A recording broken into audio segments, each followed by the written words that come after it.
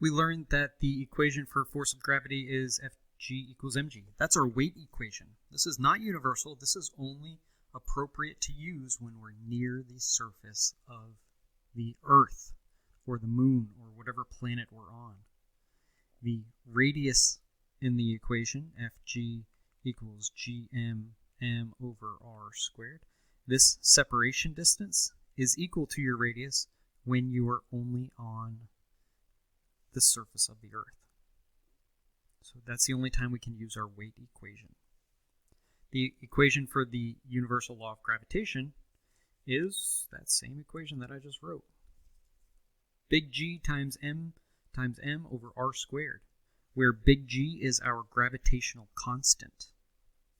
And that gravitational constant is going to be constant. We're going to use 6.67 times 10 to the negative 11, that rhymes, newtons per kilogram squared times meter squared. State the equation, oh yeah, we did that. Mass m1 is mass 1, m2 is mass 2, and r is not the radius, but the separation distance. Remember that gravity always acts from the center of the body. What type of relationship exists between the force of gravity and the distance of the object separation? Force of gravity, Fg equals blah, blah, blah, blah, blah, blah, over r squared. That's an inverse square relationship following the inverse square law.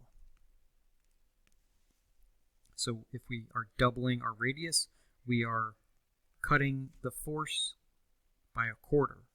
If we're tripling the separation distance, then we are cutting the force by 9. Because whatever we do on the right side of the equation, we have to do on the left side of the equation. What's the force of gravity between Earth's mass 5.98 times 10 to the 24th and the Moon's mass? If the distance between them is that, you can go ahead and solve that.